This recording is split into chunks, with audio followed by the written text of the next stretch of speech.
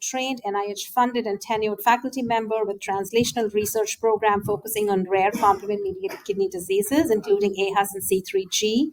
She is the primary investigator for the University of Iowa C3G Natural History Study, which includes one of the largest prospective cohorts of patients with C3G. And she's a clinical trialist. And our speaker today is Dr. Schoer. So Morgan Schoer, she's an assistant professor of medicine in the Division of Nephrology at WashU in St. Louis, where I work. She also completed her training there. At WashU, she serves as the Associate Fellowship Program Director and the Medical Director for Home Dialysis. And I don't know if Morgan knows this, but the nephrology fellows call her the TMA magnet, because whenever she's on service, there are too many TMA patients that come on, and that's really what's brought us together. And she was recently awarded the award for the best attending by her fellows. So really well regarded at the fellows level. So we're going to go ahead and start with our cases here. I think we can wait just a minute. I guess we'll see.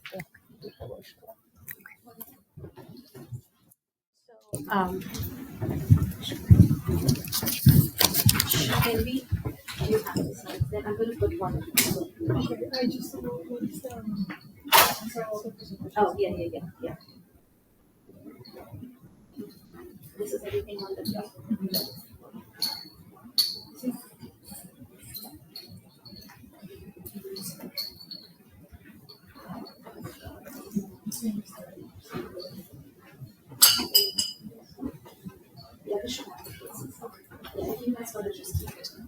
That's fine.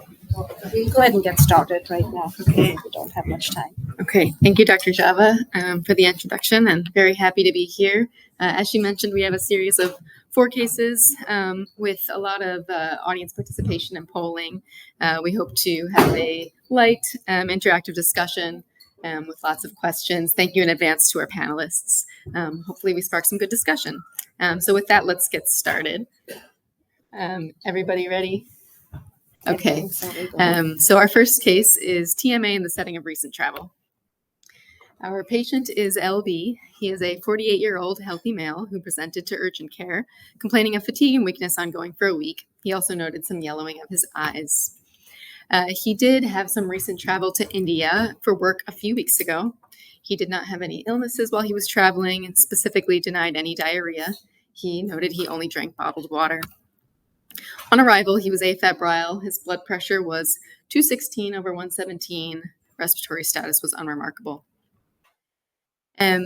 He presents to your hospital 2 days later, and on chart review, you find that on presentation, his creatinine was 6.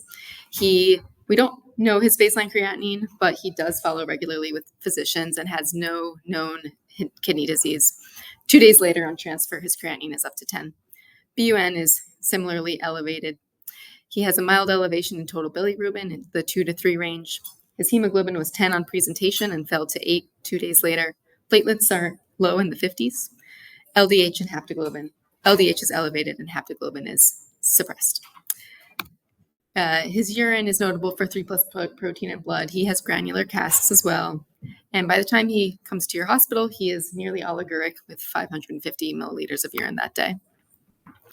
His past medical history is notable for dengue fever when he was 12, and this is when he was living in Brazil, and otherwise hyperlipidemia. He is otherwise healthy. He is originally from Brazil, but he moved to St. Louis over a decade ago. He travels very broadly for work. He has visited 13 countries in total, 3 in the last 1 year, including Germany, India, and Brazil. He denied any risk factors for tick exposure, farm exposure, cats. His family history, his father had myocardial infarction and a stroke. His mother is 81 years old and healthy. He has 3 healthy children. And his medications are rosuvastatin, finasteride, and he denies any supplement intake.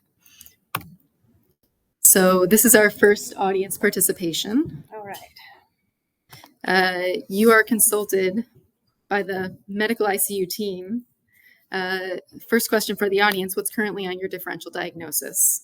Options you have to choose from include infection-associated or triggered TMA, TTP, thrombocytopenic purpura, complement-mediated TMA, drug-induced, metabolic cause, or other. We'll give it just a moment for polling answers to come in before we throw it to the panelists.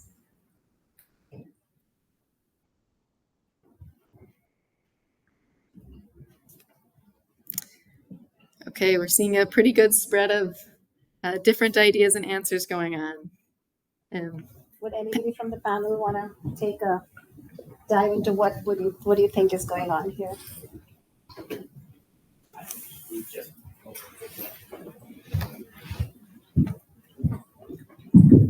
Yeah, we sat on the fence and said we needed more tests. We didn't know white cell count, we didn't know CRP, we didn't know LFTs to start with, so they would have been basic investigations we would have had. So we sat on the fence because we didn't have enough information, and we would have been available, which made us think we were trying to train. All right, Accurate. Fair enough. Accurate. We will have another poll before we move on. And we didn't give you, with this very limited information that you have. Will you start therapy or do additional workup? Anybody? Do additional workup, start anti-complement therapy and do workup, okay? Start plasma exchange, okay? Looks like we're also getting a smattering of answers. Okay.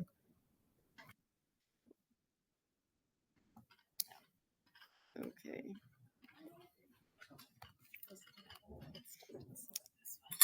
This was the last one. Okay, so maybe we can move next. All right, here we go. Okay, so I'll tell you, his white count was 10. His LFTs were normal. And as you're perusing the labs that are available to you from the outside hospital, you notice that they performed quite an extensive workup already for you, with a suspicion particularly for infectious causes. There were a variety of bacterial, viral, and parasitic labs that were sent. These are available to you, and they are either negative or normal immune. His C3 and C4 were checked at the other hospital. They are both within normal limits. The Atom TS13 was sent and is pending. His metabolic workup was notable for a normal B12 and folate. A malignancy workup, SPEP, and serum free light chains were sent and were normal. CT chest, abdomen, and pelvis was unremarkable. And an autoimmune workup was sent, and you can see what was included here. So the patient came to wash you with all of this done from the outside hospital. Correct. Okay. And so now that we have, well, before we get there, in the absence of the Atom TS13 testing available, you look at the plasmic score. For the trainee in the audience, the plasmic score is a clinical scoring algorithm to assess the likelihood of TTP. Plasmic denoting the 7 components of the score, and when we look at his plasmic score, we find that it's 5, which is right in the indeterminate category, neither low risk nor high risk. Perfectly convenient for a panel discussion. I do have a question here for our panelists. So in this setting, first of all, I know that in the US and most of our institutions, the Atom TS13 takes anywhere from 48 to 72 hours to come back. What is the utility of plasmic score? I mean, what about Spero, Camila? How do you use this test? Use the other microphone. Yeah, go ahead. Go ahead. Just close it. That is the only one that kind of weird. No, go ahead. Online, that's the only. Oh, excellent. Oh, I can repeat it. Go ahead. That's fine. I think the plasmic score is really a very good way of distilling down the thought process of an experienced TMA physician into a numerical form, which my colleagues at Ohio State want. I can tell them platelet count is 50 to 60. There's a greater degree of renal injury. This is not TTP. And they look at me like I'm crazy. If I tell them the plasmic score is 4, they walk away happy and they're thrilled with what I just told them. And I think that's really what this does. I always tell people, if you don't want to learn the plasmic score, it's the platelet count, use 30,000 above or below, the serum creatinine, and the rest of it is just clinical judgment, active cancer, the NCD and the coag.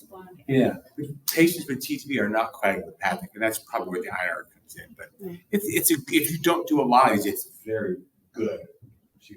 Yeah, no, this is a score that was developed in a cohort in Harvard and externally validated in a cohort in UAB, and certainly their negative predictive values, I think, is really good. But certainly after it was published, there's been a number of case reports concerning that this doesn't apply to specific population, right? So pregnant patients, older patients, when we try to apply this score to these populations, it doesn't do very well. But I agree with Spero, I still teach it and I use it because as we were talking earlier, with how do you diagnose a typical HOS, and how someone, may want sort of a black or white answer, they like to have that number.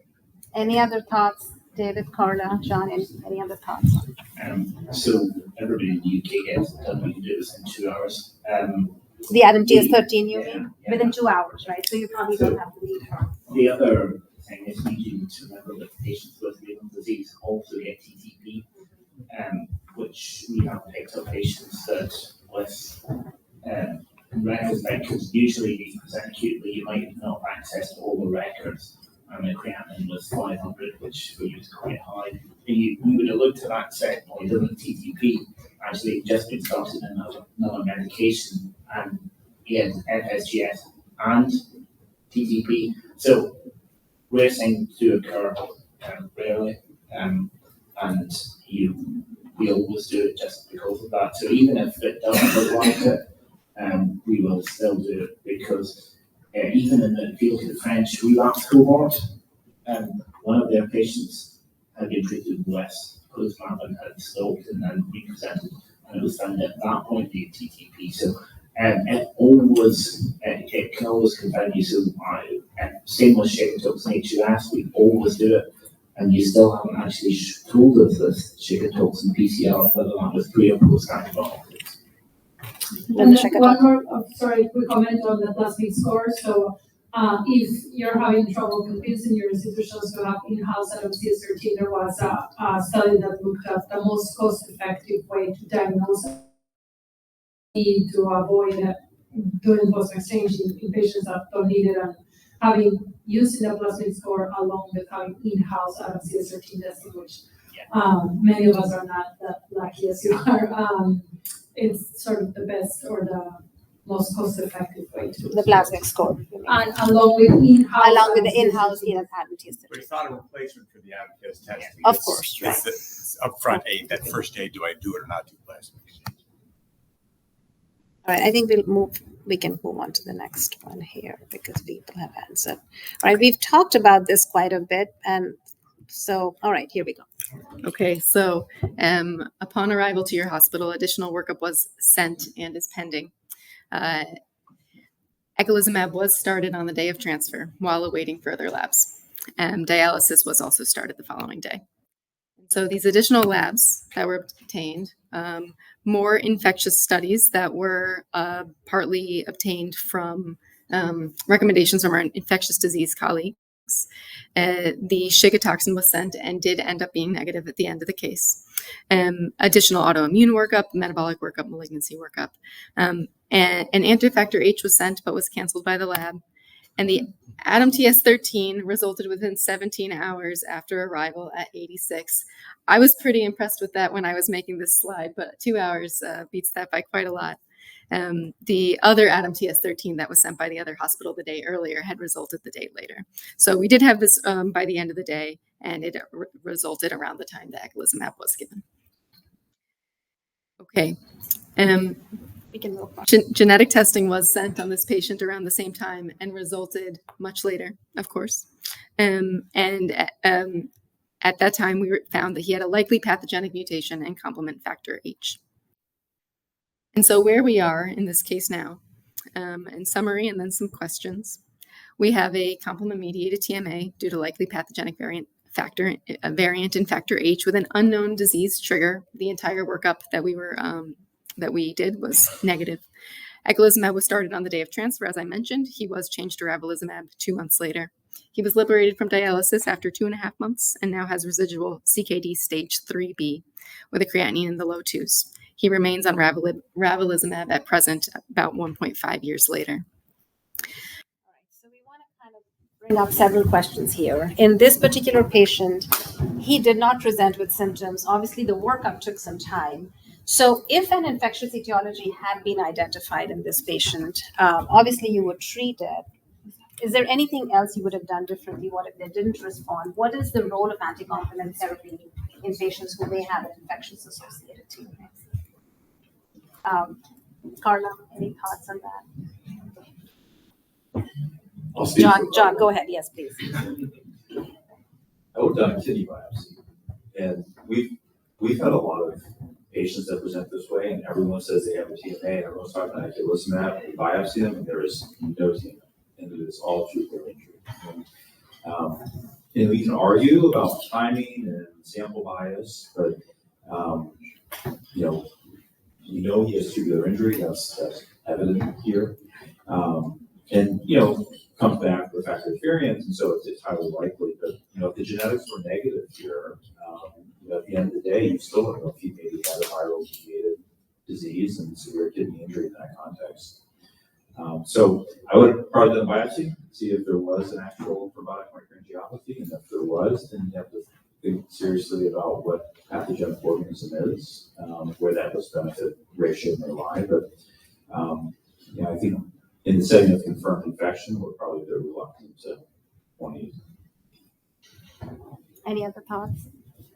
I was going to say the same thing. I would have done a biopsy, and if I saw TMA on the biopsy, and it was, pretty significant TMA, given that creatinine, I would have started eculizumab on this gentleman. Regardless of whatever the trigger would have been. Okay. Exactly, because at least he's not septic with an encapsulated organism. Right. So I would have hedged, as a nephrologist, I would have hedged towards wanting to protect the kidney as much as I could while I'm continuing to sort this out. But actually, I wasn't betting that he was going to be a factor H variant. But I will say, because factor H is a regulator, right? Mm-hmm. Some of these patients don't get perturbed until they really need their regulators, and so I'm guessing he did have some kind of trigger. Exactly. But this once, instead of when he was 5, he couldn't get past. Yeah, this is what obviously I saw the case when Morgan put this together, which surprised me was that this is a patient who's traveled so many countries. He's come up to the age of 30-some years old.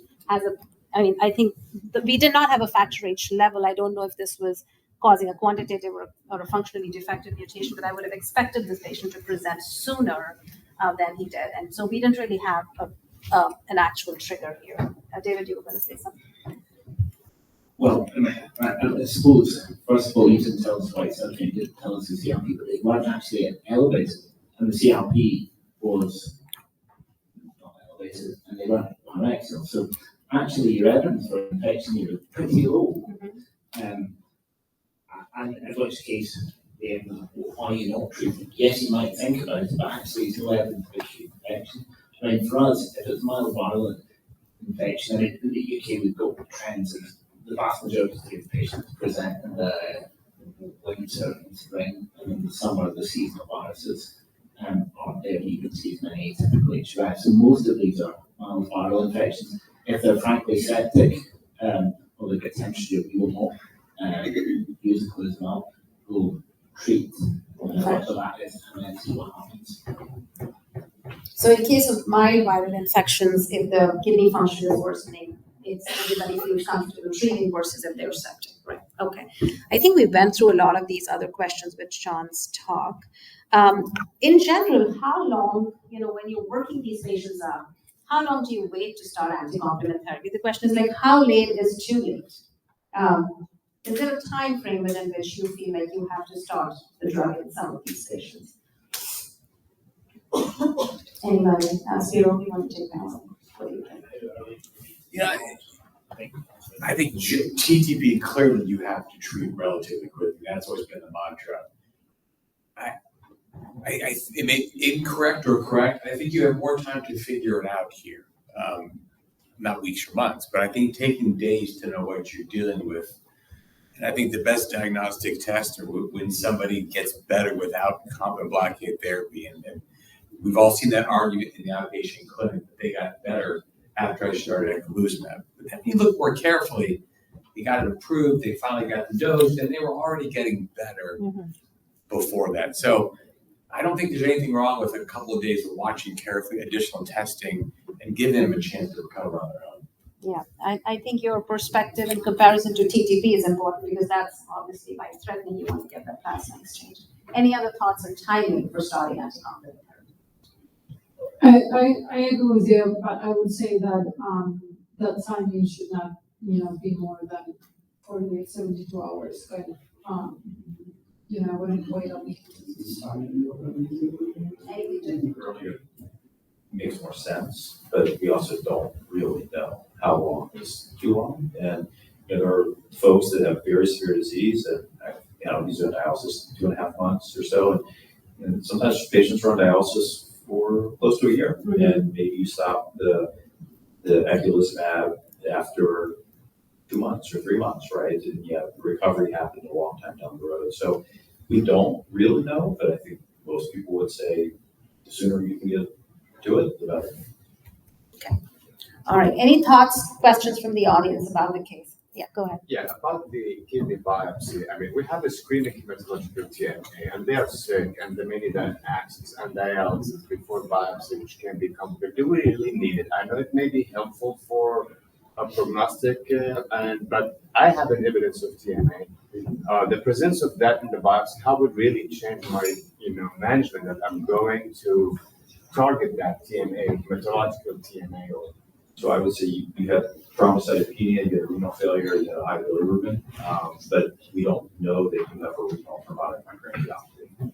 So all that sediment tells you is you have tubular injury, and you can have tubular injury from anti-GBM disease, you can have tubular injury from postoperative ischemia, you can have it from TMA. You need the tissue. So I'm personally a huge believer in kidney biopsy. You have 50,000 platelets, we're going to biopsy your kidney and see what's there. And then sometimes you find other disease. You find the lupus that you sort of referenced earlier. You find other histology there. Admittedly, not every time, right? But you will sometimes make a diagnosis or a vasculitis or something else that perhaps wasn't suspected. I have a question about this. Can I come back to that? So we wouldn't have done a renal biopsy because we can get the genetic tests in a week. So the only reason you're happy that this is a TMA mutation there, if we hadn't every year would have said, well, this wasn't genetics. So if you can't get genetics quickly, then you're going to need to do something to try and work out where you are. If you can get the genetics quickly, you already know that this is causative mutation. Therefore, you go with TMA. But I think that's the issue. I would argue that these get back to shows antibodies and get genetics quickly, because if you go there in the first week, then you don't need the biopsy. And then if you treat them, they don't respond, then you're going to need the biopsy.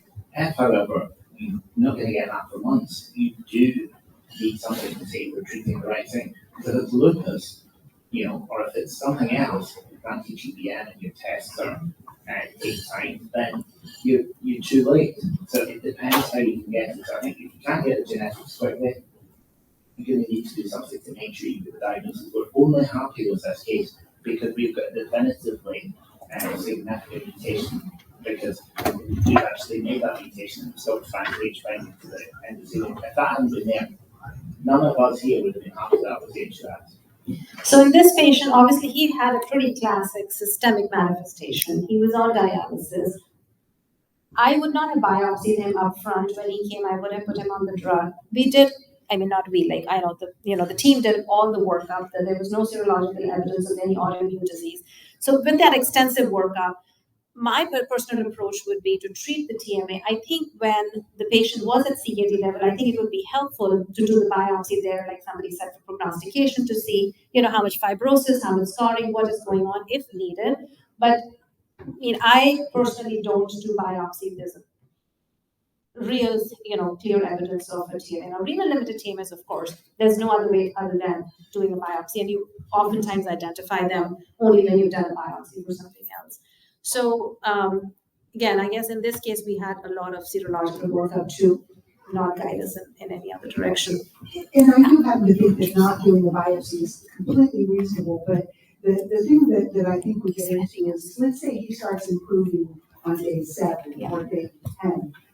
What are you dealing with? Are you dealing with an eculizumab response, or are you dealing with he's recovering from what is actually bothering his kidney. Right. That's the dilemma is that if you don't do the biopsy, you have to be really critical about what you're calling recovery and what it is, I guess. That's part of the problem, I think, for me.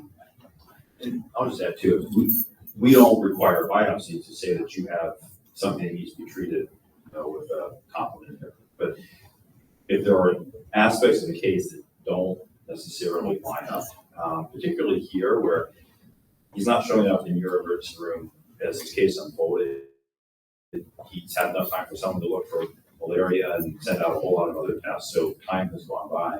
And could you wait another day, right, in terms of our timing? So I think if there are uncertainties, we would biopsy. If it's very clear and we treat, we still biopsy. I know not everybody will, though we still do. And you'll get variation in practice. But, also even to the genetics, maybe it's more clear cut. The pathogenic variant comes back or elective pathogenic. We all know that a lot of the time it's a variant of uncertain significance that comes back. There are labs in the US that will return results within a week, so these are reasonably rapid turnaround, but we can get biopsy the same day as well, just in terms of confirming a tissue diagnosis. Did you have something, Sage, you wanted to say? Yeah, we have a case, a lady just had a knee surgery, come back 2 weeks later, was taken care of, creatinine 15, start of dialysis. There's no systemic TMA, we biopsied her right away. It's very bad renal limit TMA, so we gave her eculizumab the next day. And genetic test shows the CD46 VUS. And we persist, we continue on eculizumab. Now she's off dialysis for 2 months. So in a situation like this, you just shoot first, ask question later. Yeah, I agree. I agree with that. All right, if there are no other questions, Alex, go ahead. So we had a recent case, CMV viremia, severe viremia, evidence of systemic hemolysis, AKI. So we thought it's probably TMA. So we were debating whether to give eculizumab or not. And then we thought, let's wait for the biopsy, and we eventually biopsied around ATM. So I was not sure whether. And what did the biopsy show, you said? ATM. ATM, yeah. So we didn't do eculizumab, and patient recovered. Recovered with the improvement in the CMV virus, right? Go ahead, Alex. Would the panel suggest do rectal swab for shigatoxin? There's no history of diarrhea, such as this case. I think David mentioned it, that they have multiple patients that present with no diarrhea. He said not bloody, but no diarrhea. So, David, you want to take that? Yeah, we would do stool culture, we wouldn't necessarily do a rectal swab. And we only tend to do a rectal swab if they're constipated or they can't pass. Because if they pass stool, there's a reason to do a rectal swab, but it tends to be quicker. And in kids, it might really get it. But you don't need a rectal swab, you just need stool. Okay. I'll add a fun fact. In my hospital, for instance, I have on all adults, I have to have an Adams CS13 and a shigatoxin test before I can even get my hands on eculizumab. Mm-hmm. Yeah, go ahead. Could the deletion of a segment of the chromosome that codes for factor H be pathogenic? A deletion, for sure, I think that's going to cause a low level, but I think we have to know where the deletion is. But anything that's going to cause a stop, that's kind of was the case that John presented with the stop codon. Anything that's going to lead to a deletion is going to cause a low level, and that is going to be pathogenic. Can we clarify that question? Yeah, because there's an awful lot of misunderstanding around the genetics, because usually you get, if I see another case report was the CHR1 deletion causing disease, I'll pull my hair out. If we're talking about the common deletion of CHR1 to 3, on its own, it has absolutely no effect on the common system. Only a risk factor for HUS in the setting of factor HO antibodies, usually in homozygosity. Yeah, I really hope they're not talking about the CFHR3-1 deletion, and if they asked a stop in the factor H. I'm asking for clarity. Okay. A deletion is clearly always going to be, well, unless it's in brain and smaller, will be pathogenic. And that's a huge issue. Those reports come back all the time. Actually, some of the good labs have stopped reporting it, but a lot of the commercial labs are still reporting those heterozygous, homozygous deletions, and I think that's causing a lot of confusion among the clinicians on what to make of them. All right, while they're bringing that up, we can move on to our case number 2. Okay, great. We are now looking at a postpartum case. So this is a 27-year-old primogravid woman with a singleton pregnancy who was admitted for a planned C-section. At 37 weeks, she delivered a male infant weighing 2.6 kilograms or 5 pounds and 13 ounces. She had been receiving regular prenatal care and had COVID the week prior to admission with some subsequent hypertension, 1 gram of proteinuria, and that is what prompted the planned C-section. Before her C-section, these are her labs. Her creatinine is 0.8, and this is what it was throughout her pregnancy. You can see her hematologic parameters here. On post-op day 1, after her C-section, she had decreased urine output, shortness of breath rather acutely with an increasing oxygen requirement. There was a concern for postpartum cardiomyopathy by the obstetrics team, and echo was normal. Labs obtained that afternoon showed creatinine was acutely 2.8, and it was measured 36 hours before at 0.8. Her hemoglobin was 7.9. Her platelets were 97. LDH was elevated at 580, and haptoglobin was undetectable. The following day, these lab abnormalities continued to progress in the same direction. So we have an audience participation.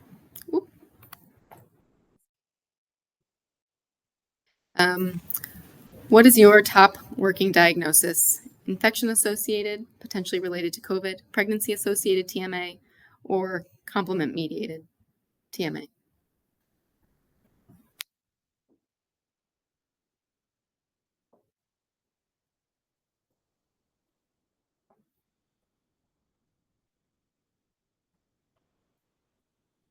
Okay. This a little bit gets back to Dr. Sperati's talk and how it's a little difficult to sometimes dissect primary versus secondary. Thoughts from the panel on this case so far? We know she didn't have a political thought because this occurs just at the time she's delivering, and the obstetricians that say they never bled that much. It's usually rubbish. So I mean, you haven't told us that. I presume it hasn't happened, or has It did not happen.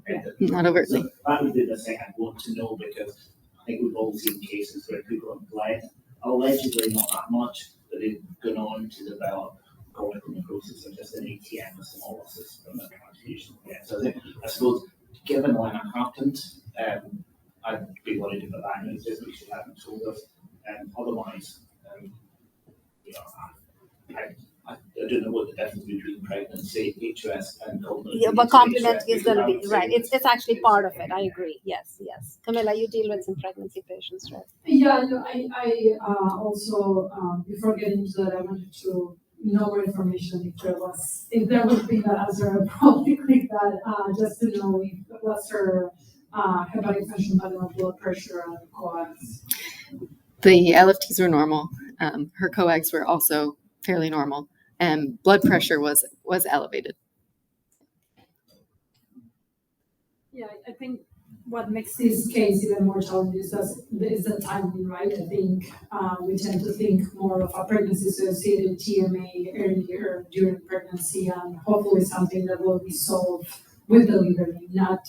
But when we are faced in a situation where seems that the culprit was a delivery or sort of around that time frame, then certainly atypical complement-mediated TMA goes higher than differential.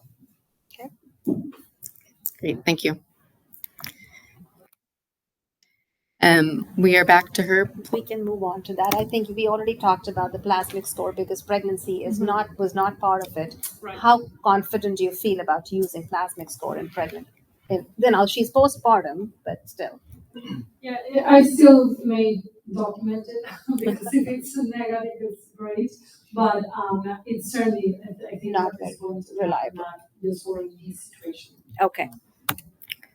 I think the adage of considering postpartum presentation being more consistent with the complemented TMA and second or third trimester almost always holds being TTP. I think you can really use clinically. You should really be thinking more of complement-mediated postpartum and TTP or other TMAs. A little bit earlier. When you're still pregnant. Oh, yeah. Carla, yes. Yeah, and I think there are a few other features. She was she relatively asymptomatic for her COVID? For her COVID, she mild shortness of breath, and that was it. So she's relatively asymptomatic for her COVID. That baby's a little on the small side, and the creatinine should not remain stable through pregnancy. So that also didn't change, which makes me worried about something more of a chronic disease. Plus, as David pointed out early, the delivery process was relatively atraumatic, for her, maybe not for the baby with the C-section. But so there's lots of features about this that are not right going in, and that has already been presented. She's prime time for a complement-mediated genetic abnormality, and what the French data said, up to 20% of women present the first time post-pregnancy or around pregnancy. So 20% of atypical HUS women present roughly at that time. So I would have put her in the box, unlike the other gentlemen.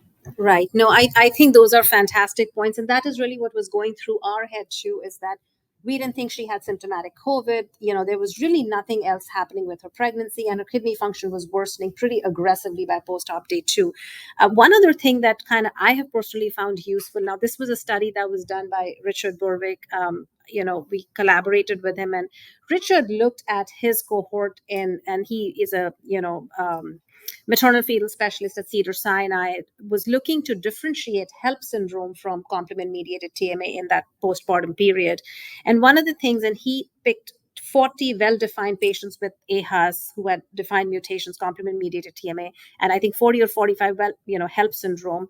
One of the things that came out of his, and again, this was a pilot study, it needs to be done on a bigger scale, but one of the things that came out was that patients who had a creatinine of more than 1.9 or an LDH of more than 80/32, or a combination of this creatinine and LDH numbers, at least that study showed that they were more than 95% specific for AHAS.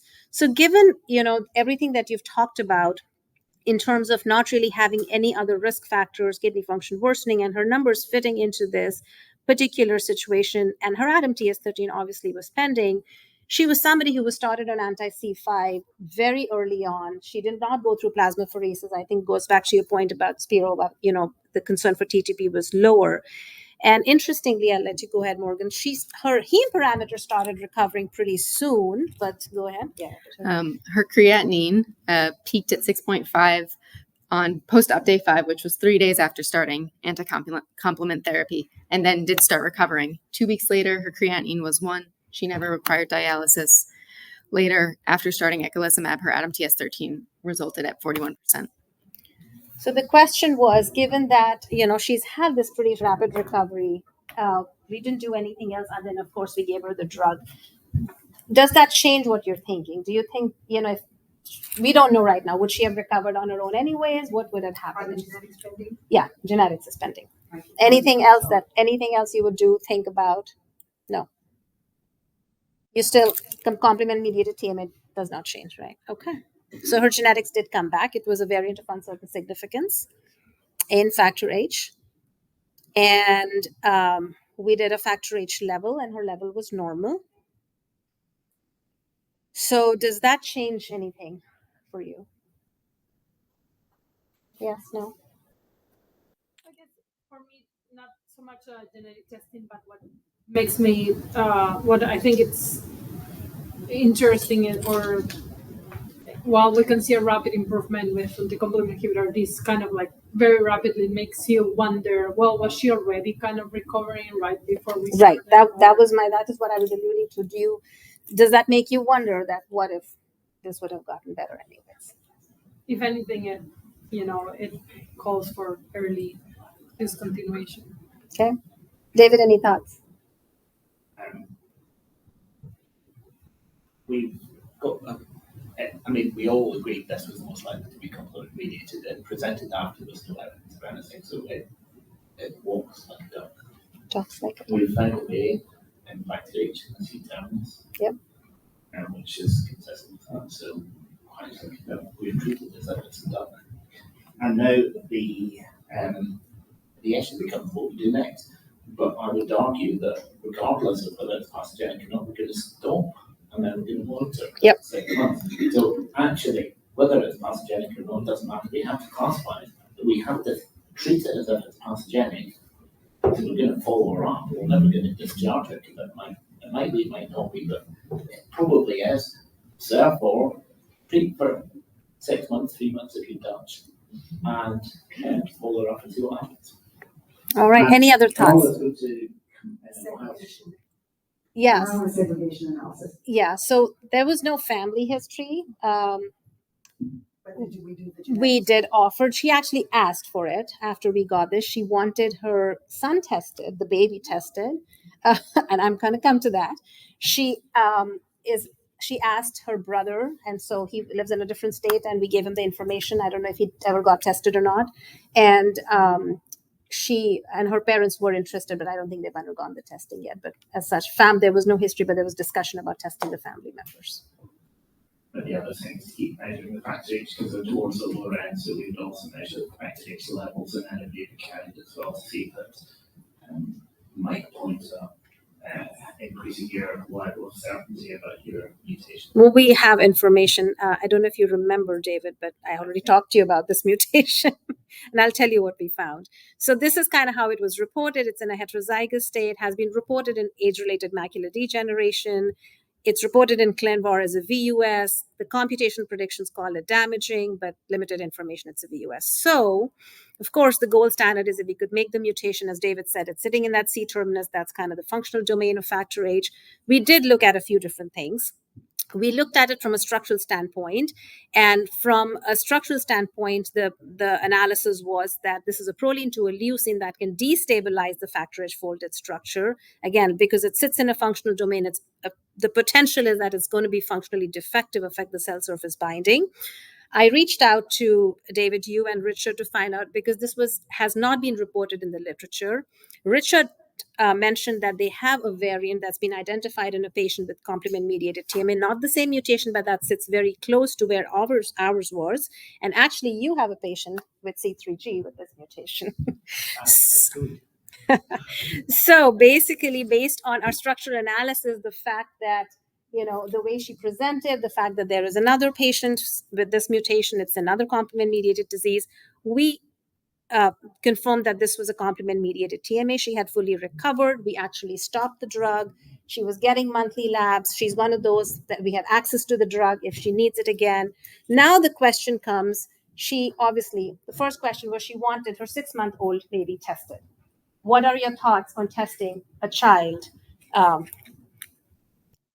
that young? Pros and cons. Would you do it or not? So if I put my pediatrics hat on, I would not do it.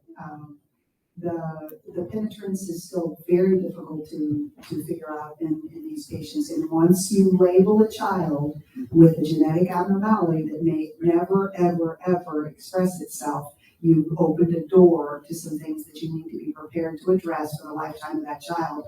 And many families don't understand that. So that's my view of this.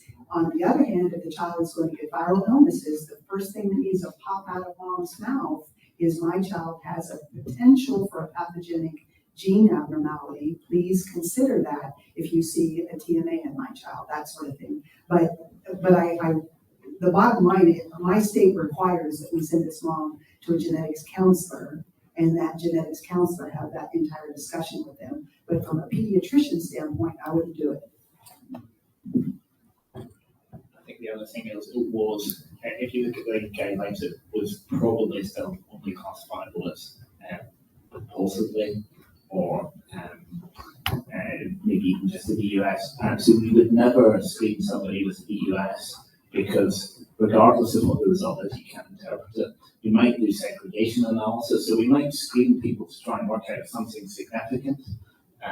But if it's VUS or only potentially significant, then we wouldn't classify it as giving them prognostic implications. If it was pathogenic, then would you do it?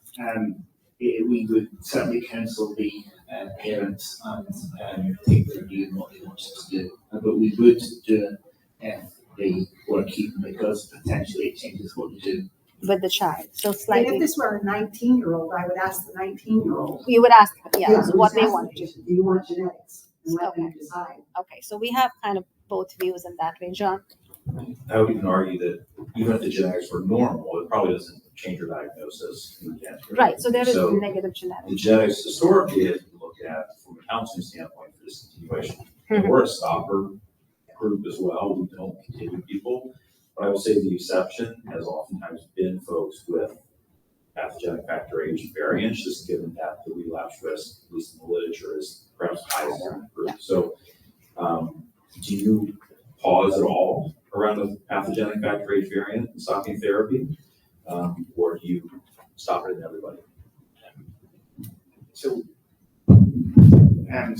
we discuss it with the patient, and we discuss it with the patient. No, so the only people that don't stop are the ones that have been on it for since the very beginning. That maybe were in plasma exchange and knew how bad it was. And you know, I've got a woman that comes in, and the first thing she says before she says, "How are you doing?" is, "You're not going to stop my glutamate, are you?" So there are one or two patients who won't stop it, but from our point of view, we would stop anybody unless they're transplant or the EGFR is low, because that's what the evidence says. And you know, provided we monitor them. And I think the only people you might be concerned about is people that are not compliant that might not come if they're unwell. But I would argue that they're also the same people that might die of meningococcal sepsis because they do exactly the same. So, no, I think it's the answer only if the EGFR is lower than a transplant would be not offer cessation. I think there is a generational component to stopping. It's the early ones, maybe it's the world they grew up in where it wasn't to be talked about. Mm-hmm. The newer generation are very open to discussing it. The old ones now that I will retrospectively look at my patient and say, she doesn't have cognitive TMA, but she's still not going to stop it. It's we're going to push it and pull back and forth, and I just give up. Yeah, agree. Now she wants another child. She wants to get pregnant again. Do you have, and she asks you, what are the risks of passing this mutation to her second child? Should she get pregnant? Should she get pre-implantation genetic testing? What are the thoughts around those kind of questions in counseling? Camila, you want to have any thoughts on that?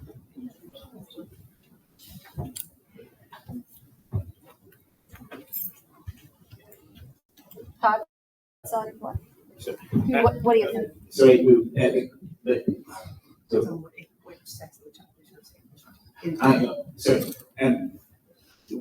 to that discussion. The panelists are working. So what's the likelihood of the passing on the disease? Well, I mean, it's mom's got one vein, she can pass on either the normal one or the abnormal one. So 50%. Also the coin. Mm-hmm. Because we're talking about an autosomal dominant disease. Right. So 50-50. Yeah. But then we have to counsel them that the likelihood of them actually developing disease, even if they carry it's incredibly small. I mean, the initial Newcastle family that we found was 60% penetrant. But the only reason we found HUS was because they were incredibly penetrant. Nothing else is like that in the rest of the population. They just aren't big families. So, you know, I think the likelihood of them developing it is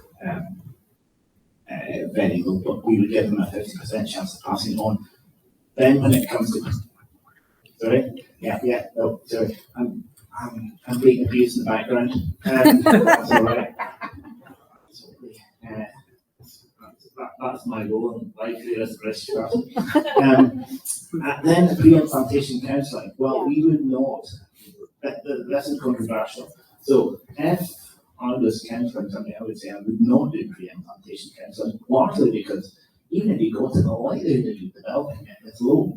Pre-implantation counselling is not without its risks, and we're only looking for one single variant. So if I select for something that might not give you disease for which there's a good treatment, what am I selecting for? So for me, I think it's even if they carry it, the penetrance is low. Even if they get it, I can treat it. Versus potentially screening for something else that might be bad. And so I wouldn't do that, but there are guidelines in the UK that suggest it should be offered. When I counsel them, I say happy to do that. Okay. Yeah, so that's really how she was handled. We talked about the pre-implantation testing. We did not do it. She's pregnant again right now. The question is, now that she's pregnant again, at what point in time during a repeat pregnancy would you consider restarting the drug? So the question there is, we've actually stopped the drug. The drug was stopped. Okay, Yes. so, Yeah. She stopped. She did fine. We were monitoring her. Now she's pregnant again. I'm assuming we will restart the drug. The question is, when during pregnancy do you restart? Do we know anything about When she developed HLS. Well, is that right? Yeah. Okay. Well, we did not take the chance. We have restarted her during her second trimester, and my plan is to keep it once she delivers. We're and then maybe we less go ahead. cost efficient than the US. We'll But the stop. babies do end up small. Just remember that. By starting eculizumab, if you don't actually need it, your baby's going to be small. Yeah, I think I don't have the heart to not start it, given how she presented the first time, and the fact that she was the only patient where she did not go through any plasmapheresis, and she got ECU like within less than 24 hours and recovered really well. So I don't have the heart to let her go through the second pregnancy without starting the drug. Any other thoughts on that? She gets meningococcal sepsis, loses the baby. You are not going to say that, David. She's vaccinated. She's on antibiotics. Yeah, he has to be harassed with that. Well, I'm just saying, including is not without risk. And, I think actually what's likely to happen is, the advantage you're going to have is she's developed renal failure in the past. She's highly likely to get preeclampsia. And then we'll probably lose our bottle and treat preeclampsia, even if not HLS, because she's got renal impairment. Eculizumab doesn't stop preeclampsia, but if you're on eculizumab, you know that it's preeclampsia and it's not HLS. Not AHA. So Now, can there we are function? advantages in doing it. I would be slightly controversial.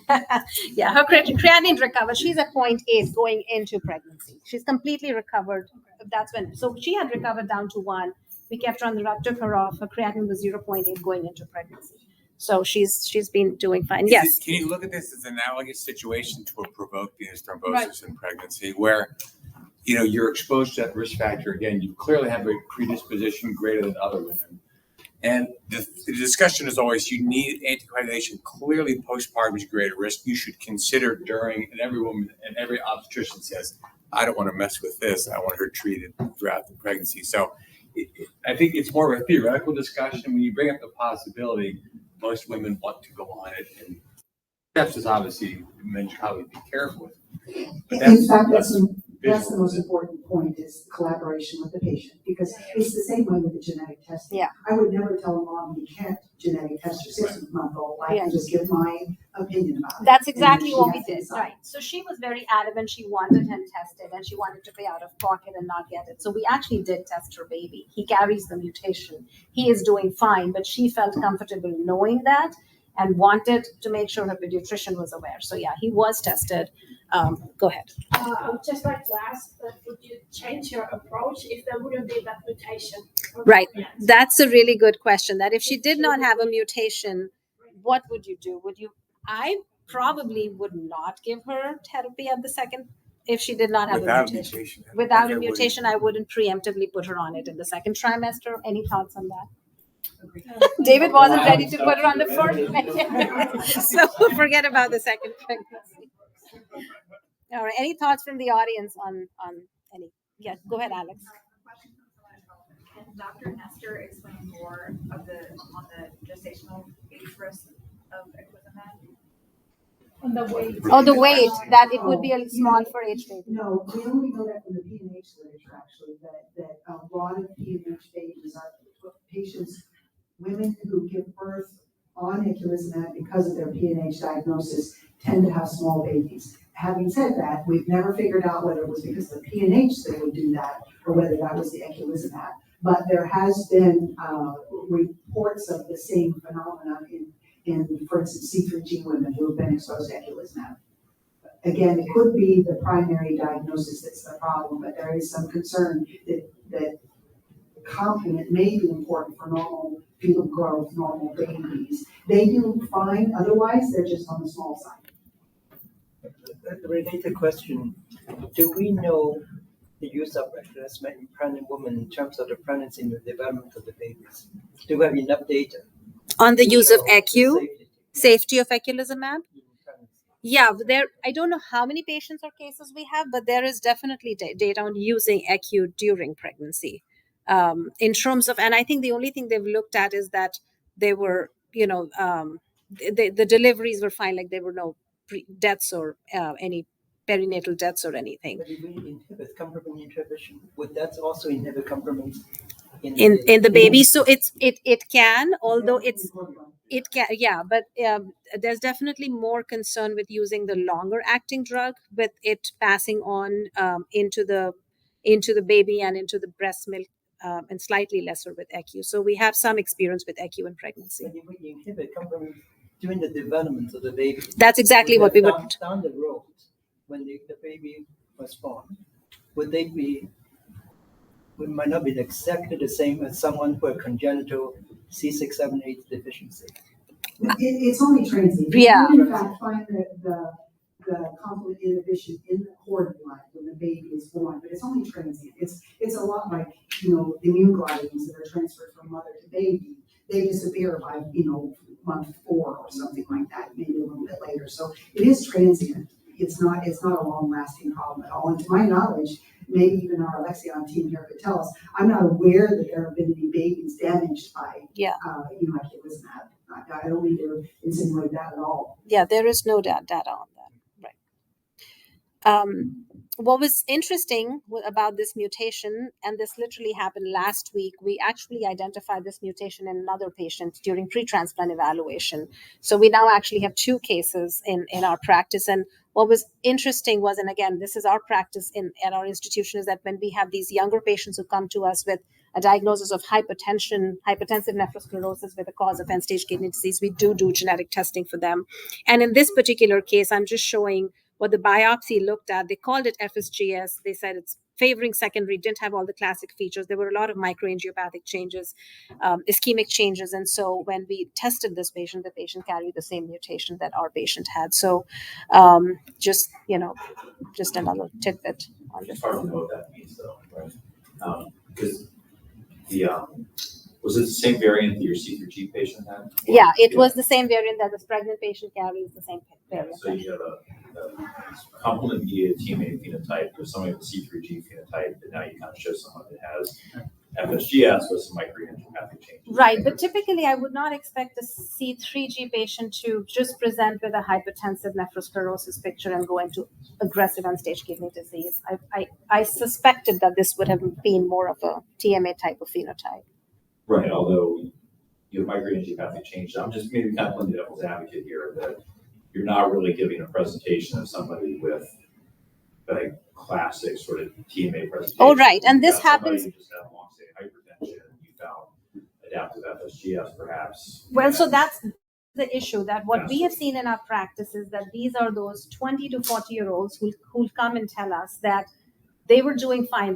Maybe they've seen their primary care physician once in a year, once in 2 years. They did not have this history of long-standing hypertension. They present very acutely with, they're doing fine, and they present with headache, or they blurry vision or something strange. They go to the emergency room, their blood pressure's high, and this is their first time they've been told that you have to go on dialysis because your kidneys failed. And we've seen some of these very acute presentations, if you will, with hypertension and end-stage kidney disease. And we have identified mutations in some of those. So those are the cases where I suspect that, this was a thrombotic microangiopathy that, again, and many of them don't get biopsy. This patient actually did get biopsy. Details, right? I mean, is this a presentation of malignant hypertension, acute malignant hypertension, which may in fact be complement-mediated TMA, versus you did genetic testing and you found a variant in someone who has maybe a clinical course of histology that doesn't easily fit with our understanding of how that unfolds, because that's the reality of a lot of this genetic testing now.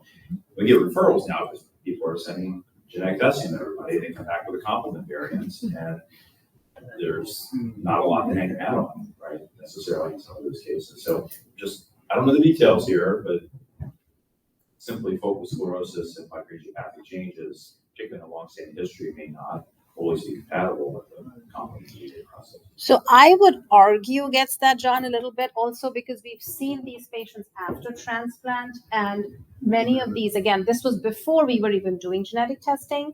These patients would get a kidney and then they would lose their kidney to a TMA, and then we would have allograft losses. And then we went back retrospectively and identified, which is why we now, when we see these unusual cases where they don't make sense, we do test them.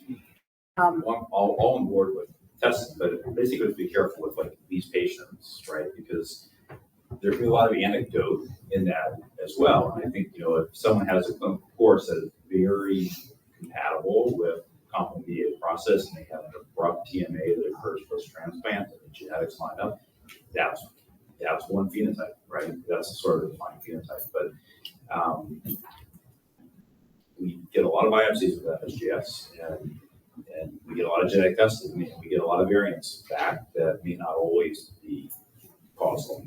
Right. In this particular case, I worry that if this patient went and got a kidney transplant, he's probably going to get a TMA, given what we know about this variant, and we have the case. Dr. Cataland, would you consider giving this patient eculizumab, after transplant from the get-go, and maybe considering Carla instead of tacrolimus in this situation? So we have transplant cases coming up next. There we are going to broach those issues. I do not start with upfront belatacept in these patients because I think it puts them at higher risk for infections and rejections. This particular case, actually, we will give him ECU at the time of transplant. We may not continue it, but we would give it at the time of surgery because given what we know about the mutation in these other patients. So yeah. I've seen kind of the same report here and there, especially when patients who have hypertension and diabetes. And then one thing that follows the report is that they suspect that the patient had primary form of vascular disease, but then all those patients doesn't have any, other complement, activations or, peripheral features. And when you look at this biopsy report, it doesn't, I don't see any, mesangial lysis or anything like that. The only thing you see is the wrinkle of capillary loops. So I'm not really sure how are we going to take this into consideration. Right. But one thing I'm worried is about, the FSGS, how do they know that this is secondary? Because there's some form of, genetic FSGS that is sometimes difficult to distinguish from the primary. So do you check the FSGS genetics? So he was checked for, he actually had a comprehensive panel, and we did not find anything else. Yeah. And I wonder about the other manifestations on the biopsy, whether there was so much scarring, whether they call it 60 to 70% IFTA, was it burnt out? Maybe is that why we didn't find a lot of, the other TMA findings that you're looking for in the biopsy? That's a possibility. All right, we can move on to our third case here. Okay, great. So this is our transplant-related case. Our patient is EM, a 61-year-old female being evaluated for a kidney transplant. She has a history of Crest syndrome and ESRD due to biopsy-proven TMA. She's been on hemodialysis for 9 months before presenting for this pre-transplant evaluation. 9 months ago is when she presented with chest pain, shortness of breath. She was found to have hypertensive emergency, blood pressure 200 over 110, and uric AKI, new anemia from previously no anemia, hemoglobin 10.5. She had a normal platelet count. Her past medical history, she already carried a diagnosis of hypertension from before. Her Crest syndrome was diagnosed 2 years prior after presenting with Raynaud's. Her antibodies were notable for ANA positive with a titer of 1 to 5120, but she had negative SCL70, anti-RNA polymerase 3, and anti-centromere antibodies. Family history, mother with bladder cancer, father with coronary artery disease, siblings and children were healthy. I mentioned that she was biopsy-proven TMA. Her biopsy also showed focal collapsing features, acute tubular injury, 1 tubulo-reticular body. Yes. Audience poll. Yeah. The question is, do you do genetic testing in all patients with a history of TMA at the time of transplant? Yes, no, case by case, or genetic testing is not readily available or covered by insurance.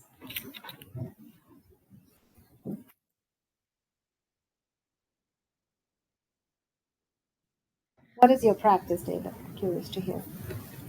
Absolutely, which is what you do if you find a pathogenic variant in an HS-related gene with a history with TMA, you are going to get them preemptive assessment. They do that, therefore, and this is a test that alters what you do. Therefore, you're doing it. It's easier as well because post-transplant, your differential diagnosis with TMA is quite broad.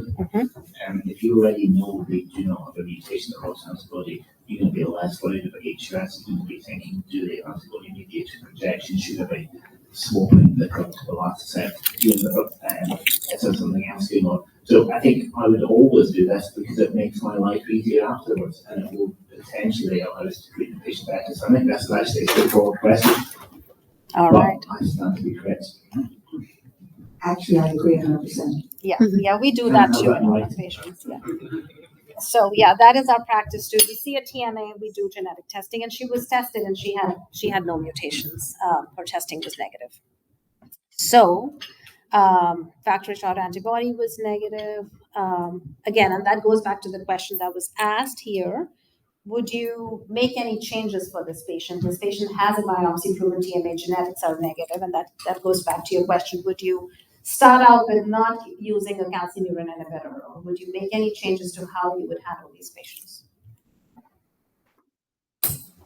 She does have, so we want to see the factor ratios antibody as well as just the genetics because, there are series of patients who go with an autoimmune type phenotype with factor ratio antibody. It was negative, yeah, we tested for that. So would you give her ECU at the time of transplant? No. I wouldn't either, but are you going to give her steroids? Yes. That's part of the induction. Well, I know it's part of induction, but this is also on the scleroderma yes. pathway. Thank you for bringing that up. So what do you think? Well, I mean, the whole steroid story, it may not be controversial among rheumatologists, but I think there's still some controversy among others. But, I will say too, we saw a lot of scleroderma renal crisis 10, 15 years ago up until that. And we see very little of it now, at least in our institution.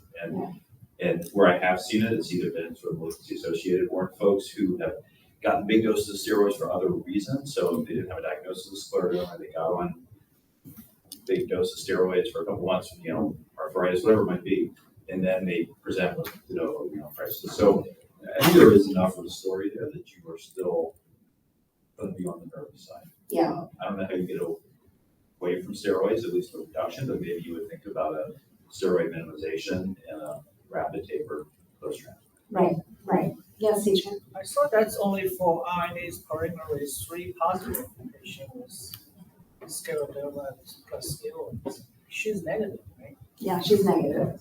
Yeah, and a lot of the RNA-Pol3 is also malignancy associated, and many times that malignancy may have already disappeared, right? So this may be a glycogen issue. So I think there's a lot there that still needs to be sorted out. Not everybody with RNA-Pol3 is bound to be in a very sort of malignant pattern. I would argue we don't have enough data to conclusively say that steroids would be your point well taken. Yeah, I think it's increased. It's one of the risk factors of steroid and renal crisis, but if we don't have it, it doesn't mean that.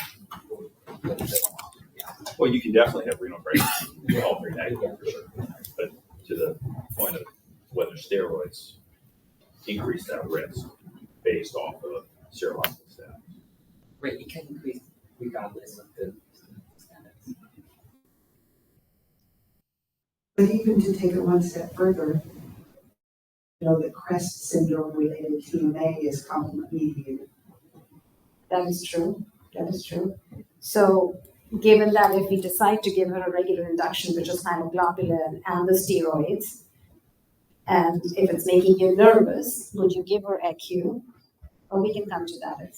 What about, and we'll show you what we did, but what about doing yes or no on the calcineurin inhibitor? John, you talked about a little bit rapid taper of steroid. Would you use a CNI in a patient like this, which we know causes endothelial injury? Yeah, I would. And I'll put the question back on you as to how much calcineurins really cause TMAs. Right, so that's a really good, in my experience, the time that I have seen calcineurin inhibitors causing TMA is when there are other factors associated. We have, it's a deceased donor kidney, those kidneys are coming from, donations after cardiac deaths, there's DGF, older patients. If there's a lot of other ischemia reperfusion going on, then I think sometimes the CNI may add on to that injury, but I personally do not consider it by itself very concerning. So we actually do use CNI in these patients, and we don't avoid it, especially in these younger patients. And she was going to get a living unrelated kidney transplant. So our plan was not to avoid CNI. Our plan was not to avoid the induction steroid, but we were thinking, we were worried about maybe we might have to taper her faster on the prednisone or something would happen. Carla, well, I was just going to play devil's advocate because I haven't had a chance to do that yet. There is data out of Toronto though that says that cyclosporine, the binding of the epithelial injury actually knocks factor H off and becomes a complement-mediated TMA. Right. So exactly, and I've seen that paper from Christoph Licht, and so that that's something that I keep on the back of my mind. But my concern when we can't use CNI, the only alternative is belatacept.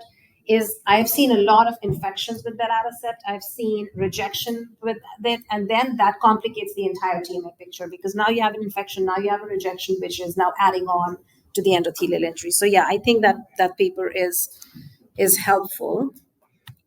So again, go ahead. With the course. In January of this year, the patient did receive a living unrelated kidney transplant.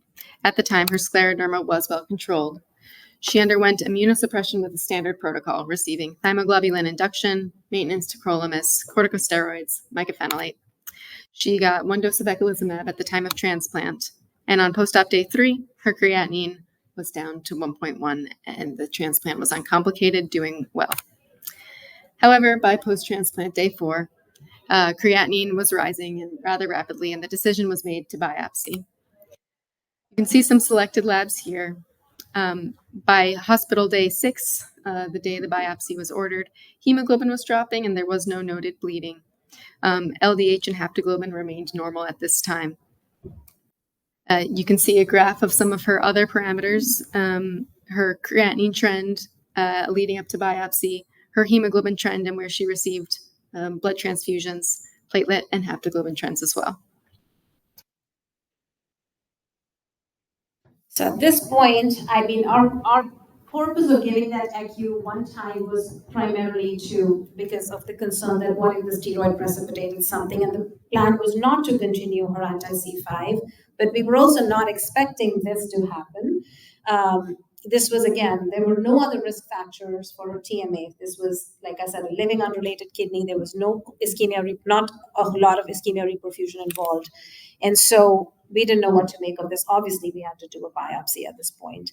So, and the biopsy showed a thrombotic microangiopathy in this patient on post-op day number 12. Like I said, a patient with no negative genetics, well-controlled scleroderma. Yes, she did get the steroids. So, what do you think is the etiology of TMA in this patient?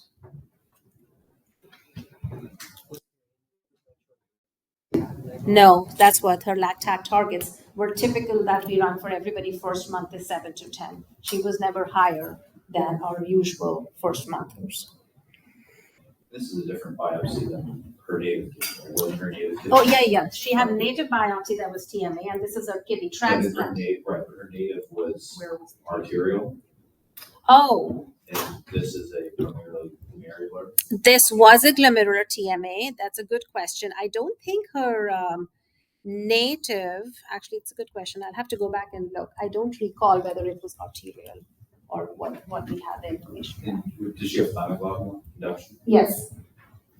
And why do you ask about Anuja? Well, OKT3 was associated with some bigger risk factor. Right. Yeah. And Thymo is what we use pretty standard across everyone. Every so often these cases come up with very early TMA that very short, the first few days after transplant. The question was rises whether it would be Thymo associated.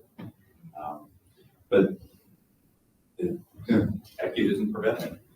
Exactly. So what would you do? You say you gave one dose. but One it's dose not- with the well, that's induction. not necessarily enough to cover.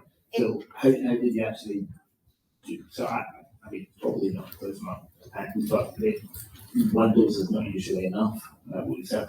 We altered our protocol based on the fact that one dose wasn't enough. Especially when they've had a surgery and they probably need a Yeah. So I mean, one dose isn't necessarily enough to cover it, I would say. So you would continue the treatment in this case? I know I would have started it.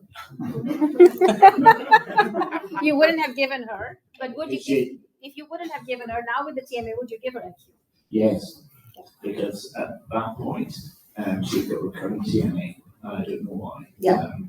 But I am now in the situation where we don't actually know if she's dependent or not. Yeah. Was she blocked? So, well, we do our CH50s. It was borderline. I think she was 12 or 13 from what I recall. I'm gonna channel my Jack Wetzels and say, stop the CNI. Okay, so here's what we did. Yes, she was changed from CNI to belatacept. She was continued on the pred and mycophenolate. We continued the ECU in this case. Then she recovered completely. Everything was fine. And the question is, would you stop ECU in these patients? Would you challenge her with CNI at this point?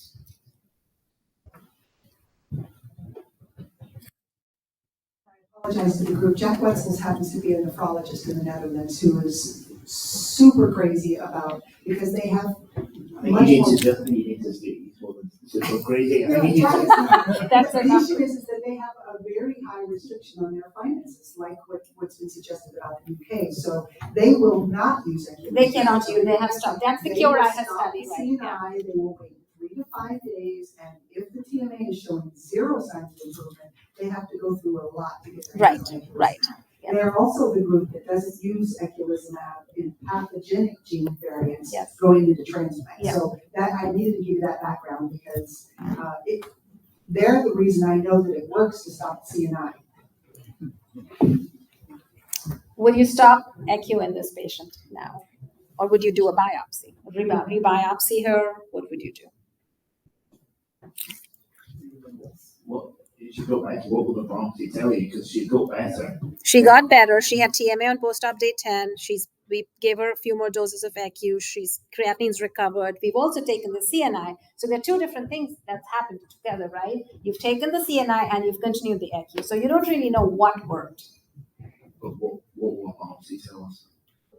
Well, I'm asking, would you redo a biopsy? No. Okay. Because, I mean, that's a TMA in the biopsy. We're a few days down the line. Okay. So if there's still a TMA, I don't know. If it's going to change anything. Whatever we're doing is working. Yeah.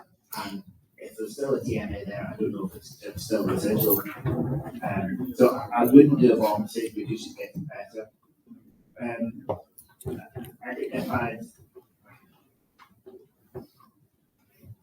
The eculizumab was kind of difficult there because you've done 2 things. And ideally, we never do 2 things at once because we run into that. Yep. Some of us, the times, was she adequately blocked? If she was adequately blocked, she developed the TMA.